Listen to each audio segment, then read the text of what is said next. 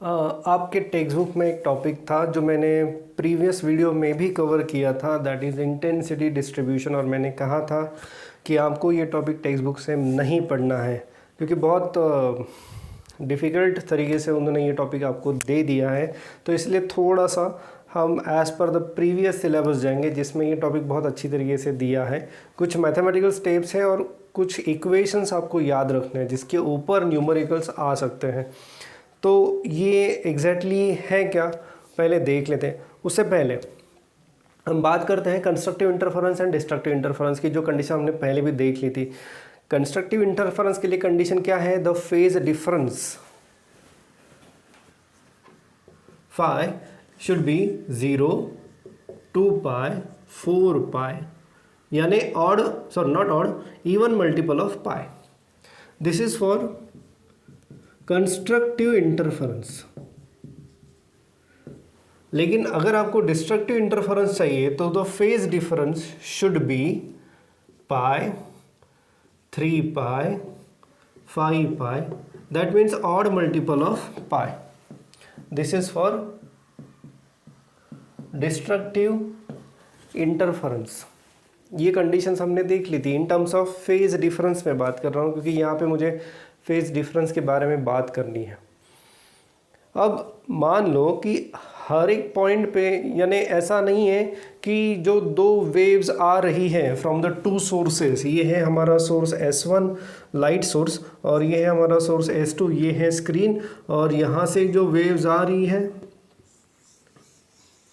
और एक particular point पे मिल रही है, तो यहाँ पे ज़रूरी नहीं है कि फेज डिफरेंस एक तो ये रहेगा या फिर ये रहेगा। फेज डिफरेंस कुछ और भी हो सकता है। It may be 45 degree, it may be 90 degree. तब क्या होगा ये अभी हमें थोड़ा सा देखना है। इसी के बारे में ये जो टॉपिक है इंटेंसिटी डिस्ट्रीब्यूशन, उसमें थोड़ा बहुत उन्होंने ट्राई किया है बात करने की, बट हालांकि ऐसा कुछ दिखाई नहीं दे रहा है वहाँ पे। एनीवे, हम बात कर लेते हैं उसके ऊपर कि क्या होगा फिलहाल। और एक चीज़ अब यहाँ पे फॉर दिस टॉपिक, अब हम ये कंस्ट्रक्टिव इंटरफेरेंस डिस्ट्रक्टिव इंटरफेरेंस की बात नहीं कर रहे हैं। हम बात कर रहे हैं कि मान लो कि there are two sources, one source, ये जो वेव है इसकी है एम्पलीट्यूड A1 और दूसरी जो वेव है उसकी एम्पलीट्यूड है A2। जी हाँ, क्योंकि जब हमने इंटरफेरेंस देखा है, जब हम इंटरफेरेंस देख रहे हैं तो हम monochromatic light of source, coherent light of source assume करते हैं जिसमें दोनों की एम्पलीट्यूड सेम है। बट थोड़ी देर के लिए उसे साइड में रखो और अब इन दिस केस हम ये एज्यूम कर रहे हैं कि, एक मिनट, हाँ जी, तो इन दिस केस हम ये एज्यूम कर रहे हैं कि दोनों लाइट सोर्सेज की जो एम्पलीट्यूड है, जो वेव्स वो एमिट कर रहे हैं, उनकी जो एम्पलीट्यूड है वो भी अलग अलग है। हाँ जी, अब ठीक है। तो जब ये दो एम्पलीट्यूड्स, ये वेव्स एक पर्टिकुलर पॉइंट पे मिल रही है तो वहाँ पे जो रिजल्टेंट इंटेंसिटी रहेगी वो क्या रहेगी, इसके बारे में थोड़ा सा डिस्कशन अभी हमें देखना है। तो चलिए बात कर लेते हैं उसके बारे में। तो ऐसा है कि एक पॉइंट की वजह से, एक वेव की वजह से इस पॉइंट पे, ये पॉइंट है, यहाँ पे वेवलेंथ है y1 is equal to A1 sine of omega t, और दूसरी वेव की वजह से यहाँ पे जो डिस्प्लेसमेंट है वो है y2 is equal to A2 sine of omega t plus phi, यानी दोनों में जो फेज डिफरेंस है वो है फाई का। शायद दिख नहीं रहा है, एक मिनट, अब ठीक है। हाँ जी, तो फेज डिफरेंस है दोनों में फाई का। ओके, तो जब ये यहाँ पे मिलेंगे तो यहाँ पे लाइट इंटेंसिटी कितनी रहेगी, और यहाँ पे मैंने लास्ट वीडियो में ये बताया था कि intensity of light is directly proportional to square of amplitude. तो सबसे पहले तो हम एम्पलीट्यूड निकाल लेते हैं। जो हमने SHM में पढ़ा था ये टॉपिक कि जहाँ एक पर्टिकुलर पॉइंट है जहाँ पे दो SHM ऑसिलेशंस आ रहे हैं, तो उस पर्टिकुलर पॉइंट की जो रिजल्टेंट वेव एम्पलीट्यूड है वो कितनी रहेगी। So resultant amplitude R is given by root of A1 square plus A2 square plus twice A1 A2 cos of phi, where phi is the phase difference. So R square is a1 square plus a2 square plus twice a1 a2 cos of phi. ये equations में फिर से एक बार लिख रहा हूँ, मैं बता रहा हूँ कि ये टॉपिक हमने पिछले वीडियो लेक्चर में लिया था, फिर से एक बार मैं इसको रिवाइज कर रहा हूँ क्योंकि उसमें थोड़ा सा लग रहा है मुझे जल्दबाजी में हो गया था, तो फिर से एक बार इसको डिस्कस कर रहे हैं। हाँ जी, तो this is the resultant amplitude. अब हमें ये पता है कि intensity of light I is directly proportional to square of amplitude. तो इसीलिए अब मुझे रिजल्टेंट जो इंटेंसिटी चाहिए, मान लो कि let I be the resultant intensity. So यहाँ पे ए स्क्वायर की जगह पे मैं लिख सकता हूँ R square. That means intensity, resultant intensity at this point जहाँ पे दो लाइट वेव्स आ रही है, that resultant intensity is proportional to a1 square plus a2 square plus twice a1 a2 cos of phi. ये ऐसा ठीक है। अब इसमें स्पेशल केसेस हमें देखनी है। स्पेशल केसेस यानी मान लो कि यहाँ पे फेज डिफरेंस फाई जो है वो ज़ीरो है। So if phase difference phi is zero तो यहाँ पे क्या हो जाएगा, यहाँ पे ये वन हो जाएगा। ये वन होने की वजह से जो रिजल्टेंट एम्पलीट्यूड है that will be a1 plus a2 whole square. So I is proportional to a1 plus a2 whole square. और ये हमें दिखाई दे रहा है कि ये मैक्सिमम है क्योंकि ये a1 प्लस a2 दोनों का स्क्वायर हो रहा है। So this intensity is maximum. कब हो रहा है ये, जब आपका फेज डिफरेंस दोनों लाइट वेव्स में, जो वेव्स एक पर्टिकुलर पॉइंट पे मिल रही है वहाँ पे जो फेज डिफरेंस है वो ज़ीरो है। ज़ीरो होने की वजह से ये टर्म वन हो जाएगी। कौन सी टर्म, कॉस फाई, ये टर्म वन हो जाएगी। तो आपको मिलता है a1 square plus twice a1 a2 plus a2 square. That is nothing but a1 plus a2 whole square. So और ये दोनों एम्पलीट्यूड की एडिशन हो रही है वहाँ पे, इसलिए यहाँ पे एम्पलीट्यूड की एडिशन हो रही है तो resultant amplitude will B maximum. Resultant amplitude अगर मैक्सिमम है तो ऑब्वियसली वहाँ पे लाइट इंटेंसिटी भी मैक्सिमम रहेगी, और इसीलिए मैंने यहाँ पे आई मैक्स ऐसा लिखा है। अब दूसरी केस देख लेते हैं कि जहाँ पे phase difference phi is equal to वो रहेगा pi. If phase difference is pi, so cos of pi जो रहता है वो रहता है -1। Cos of pi is -1। तो अगर कॉस ऑफ पाई -1 रहेगा तो ये क्या हो जाएगा, a1 square plus a2 square minus 2a1 a2। तो अगर ये इस तरह से रहेगा, क्या है ये, a1 square plus a2 square minus twice a1 a2, that is nothing but a1 minus a2 whole square. So minus हो रहे हैं, सब्ट्रैक्शन हो रहा है, यहाँ पे सब्ट्रैक्शन हो रहा है, यानी amplitude will be minimum. In that case intensity of light will also be minimum. तो मैं यहाँ पे लिखूँगा I minimum is proportional to a1 minus a2 square. ठीक है, ये दो रिजल्ट्स हमने देख लिए थे लास्ट टाइम। अब इन दोनों का रेशो ले लेते हैं। दोनों का रेशो लेते हैं तो हमें मिलता है I max upon I minimum is equal to a1 plus a2 whole square divided by a1 minus a2 whole square.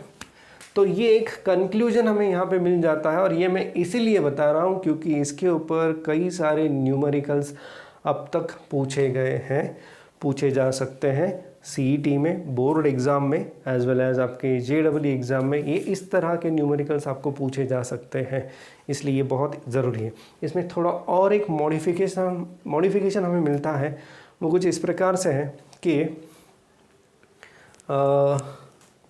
यहाँ पे मैं a1 बाय a2 को r ले लेता हूँ। क्या किया मैंने, a1 by a2 is equal to r। सो अगर मैं दोनों न्यूमरेटर और डिनोमिनेटर में a2 से डिवाइड करता हूँ तो ये हो जाएगा क्या, a1 by a2 plus 1 and a1 by a2 minus 1 brackets का। तो ये हो जाएगा r plus 1 upon r minus 1 whole square. तो क्या होता है, कभी कभी इंटेंसिटी का रेशो दिया जाता है और ये एम्पलीट्यूड का रेशो पूछा जाता है। एम्पलीट्यूड का रेशो यानी आर की वैल्यू आपको पूछी जा सकती है, A1/A2 आपको पूछी जा सकती है। तो इसलिए ये जो एनालिसिस मैंने लिखा है ये बहुत ज़रूरी है। मैं फिर से बता रहा हूँ, आर का मतलब है A1/A2, आर का मतलब है A1/A2। तो ये एनालिसिस बोर्ड पे जो लिखा है इसको आपको पूरी तरह से लिखना है अपनी नोटबुक में, क्योंकि ये बहुत इम्पॉर्टेंट है और आपके टेक्स्ट बुक में जो जानकारी दी है वो बहुत ही ख़राब है। अब और कुछ केसेस की बातें करते। कभी कभी क्या होता है, क्वेश्चन कैसे आता है कि what will be the intensity at point where the phase difference is π/2 या फिर π/4 वगैरह वगैरह, ऐसे भी क्वेश्चंस आते हैं। तो उसके लिए हमें क्या करना है, आप एक काम करना है आपको, मैं ये मिटा दूंगा पूरा, यहाँ तक मैं लिख रहा हूँ, ये फिर से ये पूरा पार्ट जो है वो मिटा रहा हूँ क्योंकि यहाँ पे मुझे अलग एनालिसिस फिर से लिखना है। तो जैसे मैंने कहा था कि इसको आपको नोट करना है पूरा, जो जो मैंने यहाँ पे लिखा है पूरा आपको नोट करना है, पॉज करके पहले लिख लो।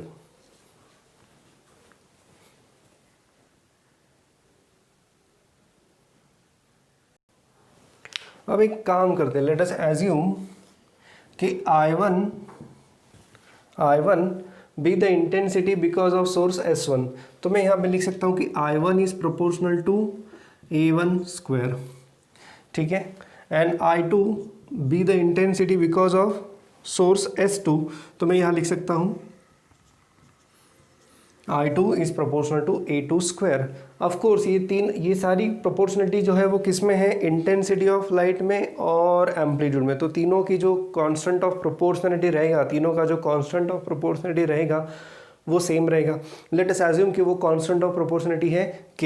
तो यहाँ पे मैं लिख सकता हूँ I1 is equal to K A1 square and I2 is equal to K A2 square. और इसके लिए मैं लिख सकता हूँ I is equal to K R square. चलिए ये हो गया। अब इसके साथ साथ इसको अभी हम देख लेते हैं कि ये इक्वेशन में देख लो, I is equal to, now देखो ये जो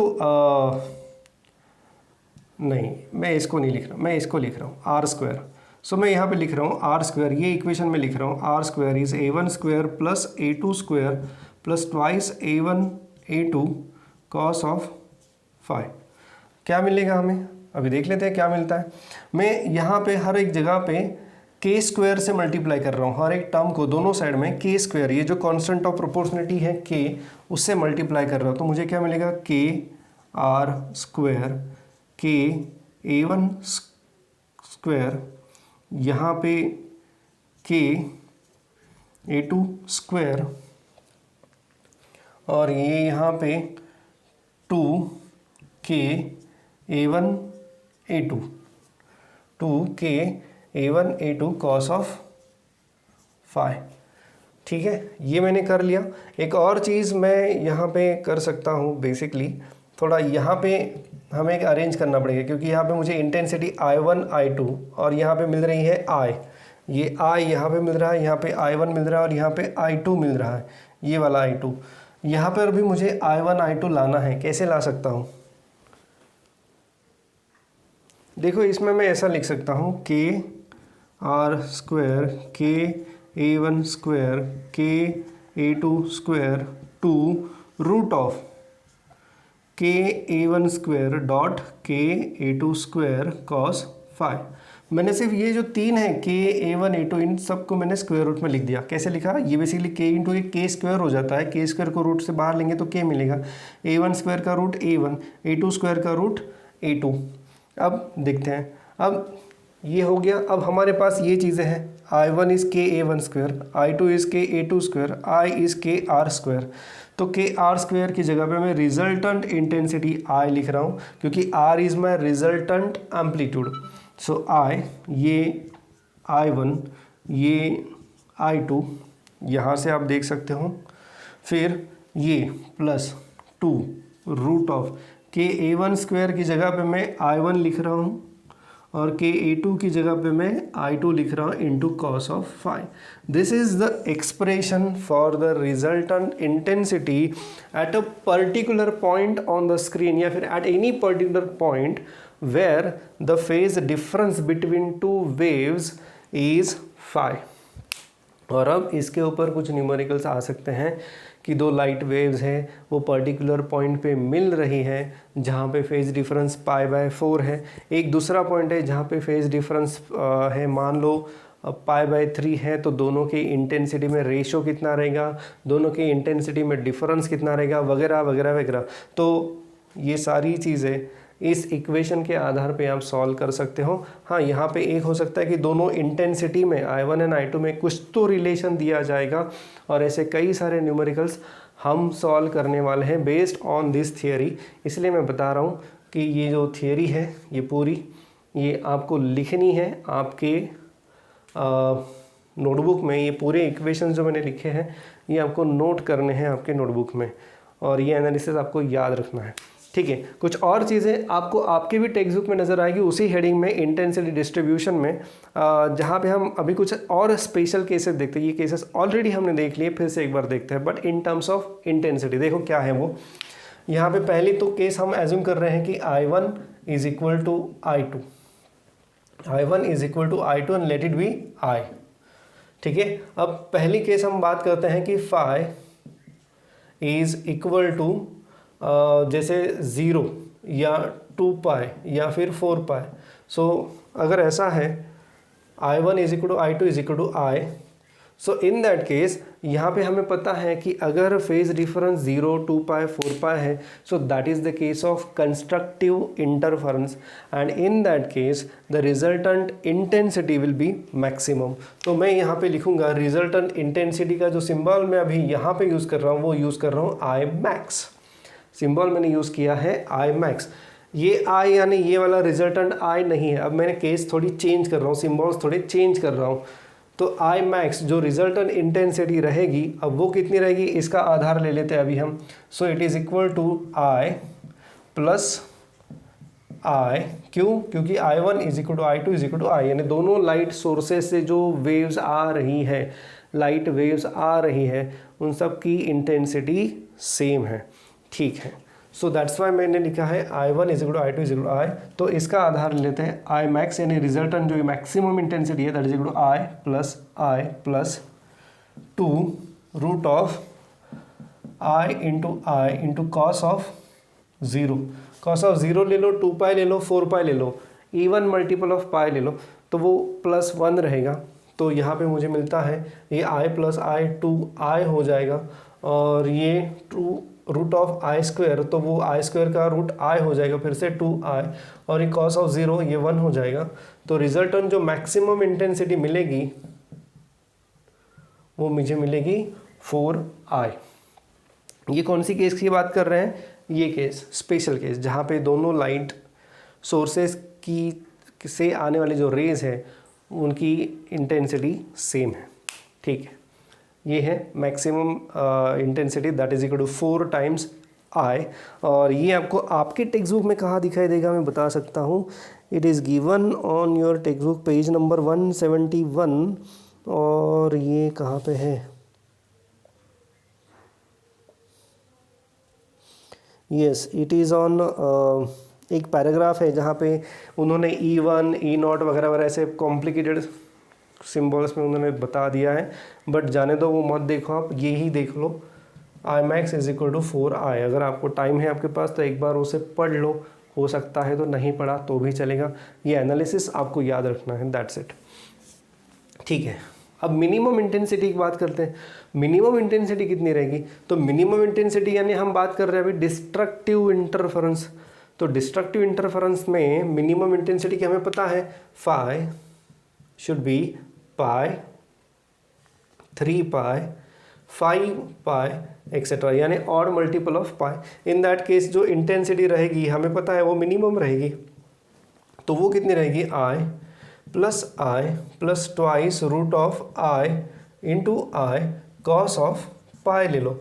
कॉस ऑफ पाई रहता है -1, तो ये देखो क्या हो जाएगा, ये 2I plus I 2I plus ये रूट ऑफ I स्क्वायर हो जाएगा 2I, और ये इंटू -1, सो ये 2I माइनस 2I आपकी जो रिजल्टेंट इंटेंसिटी बन रही है वो है 0। यानी मैक्सिमम इंटेंसिटी 4I है, मिनिमम इंटेंसिटी 0 है। ये तब होगा जब दोनों लाइट सोर्सेज जो है वो कोहेरेंट रहेंगे। अब हम बात करने वाले हैं थोड़ी देर में what do mean by this coherent sources, ये बताया भी था मैंने एक लेक्चर में। बट एनीवे इसकी सारी कंडीशन जो है to obtain steady interference pattern या perfect interference pattern. Perfect interference pattern क्या होता है कि जिसमें आपको सिर्फ dark band bright band, dark band bright band यही दिखते हैं। तो ये वाली केसेस जो है ये हमें दिखती है कि एक जगह पे इंटेंसिटी मैक्सिमम है, दूसरी जगह पे 0 है, फिर मैक्सिमम फिर 0, यानी डार्क बैंड ब्राइट बैंड ऐसे आपको मिलते जाते हैं।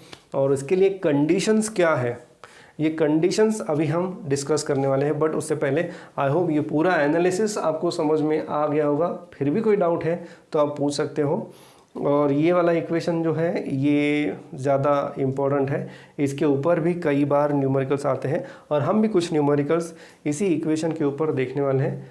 तो ये पूरा नोट करना है आपको फिर से एक बार। ये भी मैंने साइड में लिखा है, ये भी आपको नोट करना है, याद रखना। ये पूरा डिस्कशन जो है वो किसके आधार पर है, जो कॉम्पोजिशन ऑफ 2 SHM, ये टॉपिक आपने पढ़ा हुआ है, यानी कॉम्बिनेशन ऑफ 2 SHM, एक ही पार्टिकल पे 2 SHM अगर एक्ट हो रही है तो वहाँ पे जो रिजल्टेंट एम्पलीट्यूड बनेगी वो ये बनेगी, और उसी के आधार पे ये पूरा डिस्कशन है। तो ये ऑसिलेशन, फिर सुपरपोजिशन ऑफ वेव्स एंड उसके बाद ये वेव ऑप्टिक्स, ये तीनों टॉपिक्स एक दूसरे से थोड़े बहुत रिलेटेड है। तो अच्छे से पढ़ना ये तीनों टॉपिक्स, तो कंसेप्ट अच्छी स्ट्रॉन्ग हो जाएंगी। ठीक है, अभी हम बात करते हैं conditions to obtain steady interference pattern.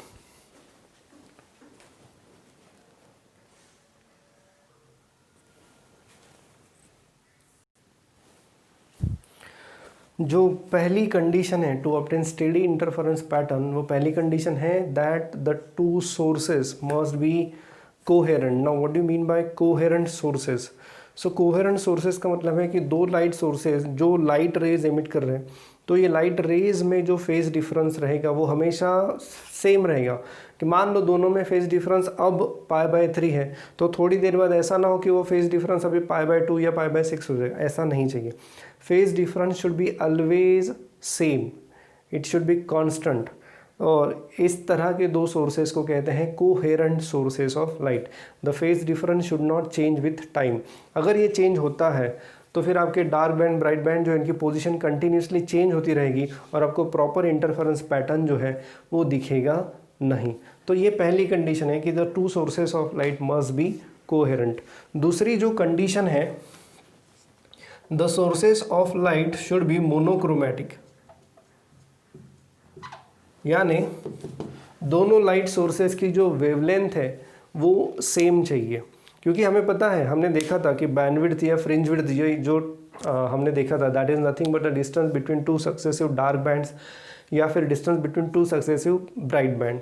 तो ये जो फ्रिंज विड्थ है दैट डिपेंड्स ऑन वेवलेंथ। अगर आपके सोर्सेज की वेवलेंथ ही सेम नहीं है so you will not get proper dark band and bright band. तो इसलिए दोनों सोर्सेज की जो वेवलेंथ है वो सेम चाहिए, they should be monochromatic sources of light. एक और डिस्कशन यहाँ पे उन्होंने किया है कि जो यंग्स ने एक्सपेरिमेंट किया था, Young's experiment, double slit experiment, तो उसमें यंग्स को ऐसे अलग अलग कलर्स के डार्क बैंड ब्राइट बैंड मिले थे। क्यों? क्योंकि उसने पहले सनलाइट यूज़ किया था, और सनलाइट जो है it is a combination of multiple colours, ऐसा एक उन्होंने दिया है, उसे भी आप पढ़ सकते हो। आपके पेज नंबर कहाँ से शुरू हो रहा है, ये 172 से ये टॉपिक शुरू हो रहा है। तो पहली कंडीशन है the sources of light should B coherent, दूसरी कंडीशन है the sources of light should B monochromatic. तीसरी जो कंडीशन आपकी बुक में दिए हैं, the 2 sources of light should have same amplitude. तीसरी कंडीशन है 2 sources of light, the rays which are emitted by 2 sources of light should have same amplitude। दोनों raise की जो एम्पलीट्यूड है वो सेम चाहिए, तभी तो clear dark and bright band मिलेगा आपको। अदरवाइज आपको पता है कि intensity depends on A1 minus A2 and intensity I max is A1 plus A2 square and I minimum is A1 minus A2 square. अगर यहाँ पे A1 माइनस A2 जो है वो 0 नहीं रहा तो आपको perfectly dark band and perfectly bright band नहीं मिलेंगे। So to obtain perfectly dark and bright band A1 minus A2 जो है वो 0 चाहिए, और ये तभी मिलेगा यानी जब दोनों की इंटेंसिटी जो है, सॉरी दोनों की जो एम्पलीट्यूड है वो सेम है। So this is the third condition. Then next fourth condition is ये जो दोनों सोर्सेस ऑफ लाइट है, दोनों सोर्सेस ऑफ लाइट में जो डिस्टेंस होना चाहिए, कंडीशन है distance between two sources should be very small. Very small यानी कितना small? Compare to the distance between sources of light and the screen. Light source और स्क्रीन में जो डिस्टेंस है, उस डिस्टेंस के हिसाब से ये जो दो सोर्सेस के बीच में जो डिस्टेंस है that should be very small. और ये मैंने बहुत शुरू में भी बताया था जब मैंने वो यंग्स एक्सपेरिमेंट का जो एनालिसिस है वो आपको बताया था। तो the two sources of light should be very close to each other. Practically देखा जाए तो दोनों सोर्सेज के बीच में जो अंतर रहता है वो रहता है 2 mm, 3 mm, 4 mm, 5 mm millimetres की रेंज में ये डिस्टेंस रहता है। कभी 1/2 सेंटीमीटर भी आपको न्यूमेरिकल में दिया जा सकता है, बट ये डिस्टेंस बहुत ज़्यादा नहीं होना चाहिए, otherwise you will not be able to see perfect interference pattern. अब जो नेक्स्ट कंडीशन यहाँ पे दी है, the two slit should be narrow. ये भी मैंने बताया था। What do mean by slit? Slit is nothing but light source. तो वो जो लाइट सोर्स होता है उसी को कहते हैं स्लिट। अब ये जो लाइट सोर्सेस है वो बहुत ही छोटे चाहिए। 2 बल्ब अगर आप लगा दोगे तो आपको इंटरफेरेंस नहीं मिलेगा। 2 बहुत बड़े सोर्सेस ऑफ लाइट यूज़ करोगे तो आपको इंटरफेरेंस पैटर्न नहीं मिलेगा। सो टू ऑब्टेन इंटरफेरेंस पैटर्न, जो 2 लाइट सोर्सेस आप यूज़ कर रहे हो वो बहुत ही छोटे पिन साइज चाहिए। यंग्स डबल स्लिट एक्सपेरिमेंट आपको याद होगा, मैंने बताया था कि यंग्स ने क्या किया था, एक लाइट सोर्स रखा था, एक सोर्स ऑफ लाइट रखा था, उसके सामने एक शीट रखी थी और यहाँ पे 2 पिन होल्स उसने किए थे। तो यहाँ पे पिन होल्स किए थे और यहाँ पे सामने स्क्रीन रखा था और एट द सेम टाइम ये जो डिस्टेंस है वो इतना नहीं है, ये डिस्टेंस बहुत ही छोटा है। So the width of this slit, slit यानी ओपनिंग, ओपनिंग यानी जहाँ से वो लाइट आर पार आ रहा है, ये 2 ओपनिंग उसने किए थे बाय यूजिंग अ पिन। तो ये ओपनिंग जो है उसी को कहते हैं स्लिट। और ये जो स्लिट्स की जो विड्थ है वो बहुत ही कम चाहिए। नेक्स्ट जो है वो है the two waves should be in a same state of polarization. The two waves should be in a same state of polarization। ये भी बहुत ज़रूरी है। What do you mean by same state of polarization? Polarization ये topic आपको याद होगा। तो मान लो कि एक लाइट सोर्स जो है उसका पोलराइजेशन वर्टिकल प्लेन में है और दूसरे का भी पोलराइजेशन वर्टिकल प्लेन में है। तो जब ये दोनों लाइट सोर्सेज की जो रेज है वो एक दूसरे को मिलेंगी तो ये अगर एग्जैक्टली वर्टिकल में है तभी एक दूसरे को कैंसिल करेंगे। मान लो ये ऐसा नहीं रहा, एक का पोलराइजेशन वर्टिकल प्लेन में है और दूसरे का जो पोलराइजेशन है वो हॉरिजॉन्टल प्लेन में है, तो यहाँ पे आपको रिजल्टेंट इंटेंसिटी जो है वो ज़ीरो कभी भी नहीं मिलेगी। यहाँ पे जो आपको रिजल्टेंट इंटेंसिटी मिलेगी वो इस तरह से मिलेगी, यानी resultant intensity will never be zero. और इस कारण होगा क्या कि जहाँ पे आपको डार्क बैंड मिलना चाहिए वहाँ पे आपको डार्क बैंड कभी भी नहीं मिलेगा and you will not see any dark and bright band. इस तरह से डिफरेंशिएशन आपको दिखेगा ही नहीं। क्यों नहीं दिखेगा? क्योंकि ये दोनों का जो पोलराइजेशन है, प्लेन ऑफ वाइब्रेशन जो है वो सेम नहीं है। और अगर सेम नहीं है तो कभी भी आपको इंटेंसिटी एक तो मैक्सिमम नहीं मिलेगी और एट द सेम टाइम आपको मिनिमम इंटेंसिटी भी वहाँ पे मिलेगी नहीं। तो ये जो लास्ट पॉइंट है कि the two sources of light should have same state of polarization, इसका मतलब ये है कि दोनों का जो प्लेन ऑफ वाइब्रेशन है दैट शुड बी पैरेलल। एक का अगर प्लेन ऑफ वाइब्रेशन पर वर्टिकल है तो दूसरे का भी वर्टिकल ही होना ज़रूरी है। ये है conditions to obtain steady interference pattern. और ये कंडीशंस के ऊपर थ्योरेटिकल क्वेश्चन आपको आ सकता है फॉर मैक्सिमम ये आएगा आपको 3 मार्क्स के लिए। और एक बात कि वहाँ पे बहुत ज़्यादा डिस्कशन दिया है तो इतना ज़्यादा डिस्कशन आपको लिखने की नहीं है, लिखने की ज़रूरत नहीं है। वो the sources of light should B coherent. The coherent sources mean they have constant phase difference between them. इतना भी लिखा तो भी चलेगा। वहाँ पे बहुत बड़ा पैराग्राफ दे दिया है, उतना बड़ा पैराग्राफ लिखने की आपको ज़रूरत नहीं है। हालांकि इसके थ्योरेटिकल क्वेश्चंस आपको मिल जाएंगे तो उसका आप रेफरेंस लेके अपने आंसर्स बना सकते हो। सो ये था आज का डिस्कशन। तो एक टॉपिक मैंने फिर से रिपीट किया, वो था इंटेंसिटी डिस्ट्रीब्यूशन, जो मुझे लगा कि मुझे फिर से एक बार उसको बताना चाहिए था। इसके ऊपर बहुत इंपॉर्टेंट न्यूमेरिकल्स आते हैं, तो इसलिए टॉपिक बहुत ज़्यादा इंपॉर्टेंट है, उसे अच्छी तरह से प्रिपेयर करो। Conditions for to obtain steady interference, ये एक इम्पॉर्टेंट थियोरेटिकल क्वेश्चन है, इसे भी आप अच्छी तरह से प्रिपेयर करो। ठीक है, अभी के लेक्चर के लिए बस इतना ही, बाकी डिस्कशन हम नेक्स्ट लेक्चर में करेंगे।